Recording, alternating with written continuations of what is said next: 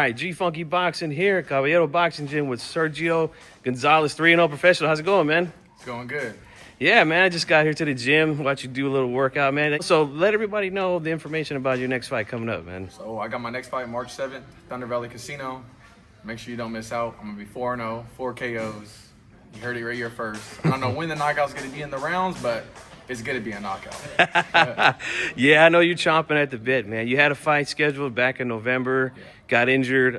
So how you healing up, man? Everything good? I feel good. I feel great. I'm just ready for my next fight, ready to get back in that ring and, get back to it all. Yeah, you fought at this venue a couple of times already, Thunder Valley. So, is that big place there, man? Does it get you going? Does it get Yeah, I really like that place. Thunder Valley is a dope venue. I just love the environment, just in general. Just when you're walking out, just a surreal moment. Everyone's screaming, cheering. Right. And I like to make people happy and get their money's worth, so I'm going to give them a show. So, I'm glad you said that, man, because, a lot of times, especially at the elite level, man, it seems like these guys, they don't want to give the fans their money's worth. They're content with having a boring fight, getting paid millions of dollars, but you get it, man. Yeah. If the fans aren't entertained, then there's no fight. There's no nothing, Yeah, for sure. And I like to say that I'm an entertaining fighter. Like, I'm not going to be running away. I'm not going to be throwing no punches. I'm going to be activated in the whole entire fight. I'm going to do my job, and I'm going to look clean, look sharp, and entertain everyone. There it is. Want to watch me. There it is.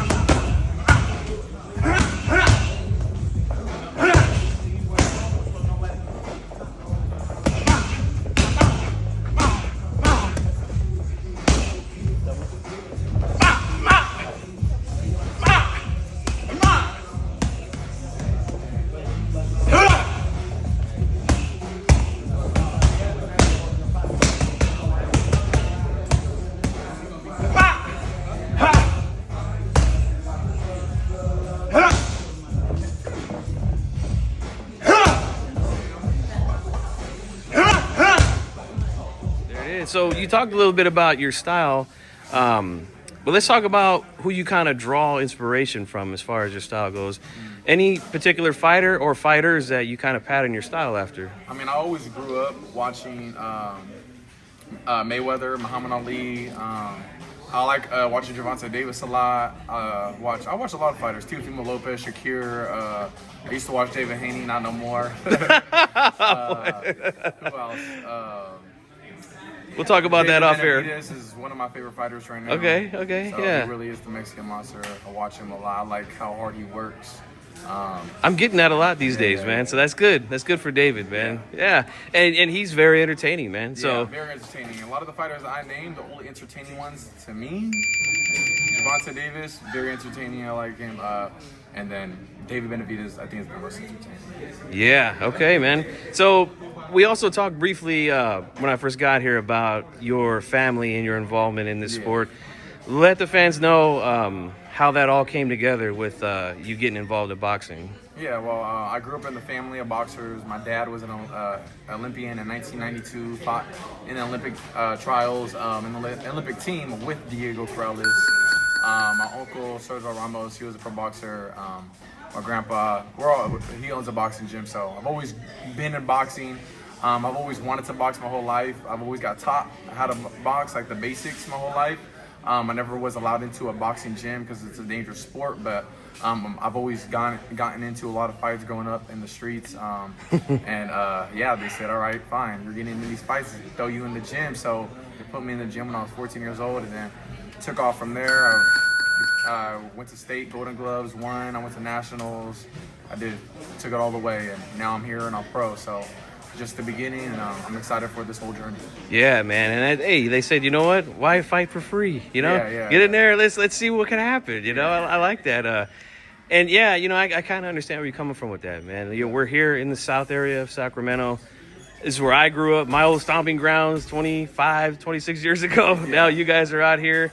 So I kind of understand where you're coming from with that, man. There's a lot to get into out here, man. Yeah. So I'm glad to see there's so many gyms nowadays. Yeah, there's a lot of gyms to help these youth. There's a bunch all behind us here right now. Yeah. And it's a good thing, man. Do you agree with that?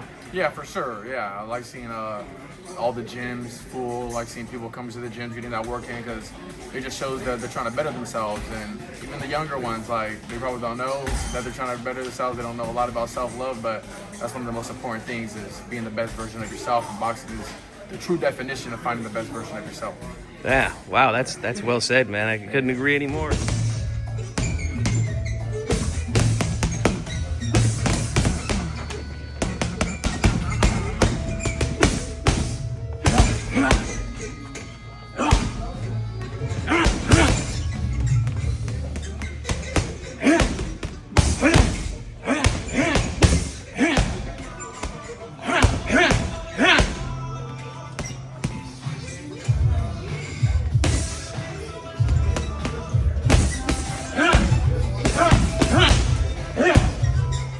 You're fighting at super welterweight, 154 pounds. Let everybody know, is that a good weight for you? Is it hard making weight, or what is, It's not hard at all. 154, 152, 147. I can make 147.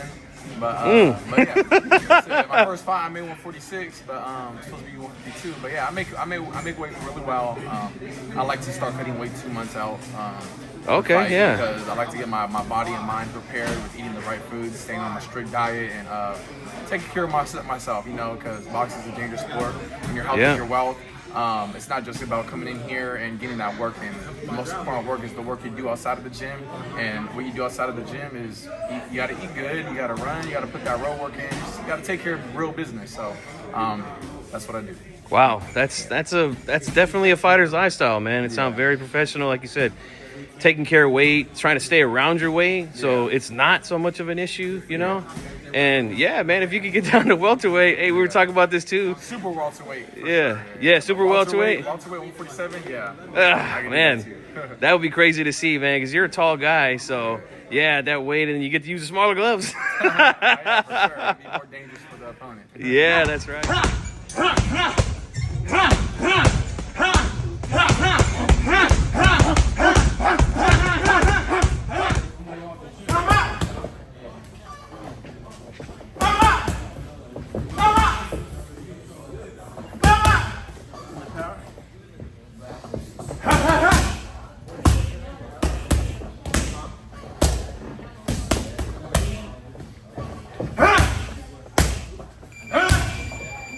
Anything you want to say out there to the fans before we cut this one, man? Hey, if you don't got your tickets for Thunder Valley yet, March 7th, you can get them on Thunder Valley's website. If not, you can hit up me, BTA Surge, on Instagram, and I will settle. I got tickets. I got physical tickets. So, hit me up on Instagram, BTA Surge. That's belt to ass, because that's what I do to all my opponents. I be whooping them. But yeah. I love that, man. Again, guys, head out to Thunder Valley March 7th, man. It's going to be a good show. A lot of fighters from the area are going to be on there, man, and including Sergio Gonzalez, man. Thanks for the time, brother. Appreciate it. All right, thank you.